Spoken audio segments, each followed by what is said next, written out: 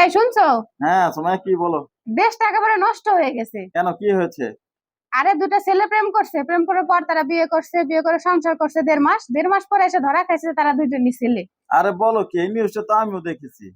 ওরা আসলে এই কাজটা কেমনে করলো আমি সেইটা আমার মাথায় ধরে না।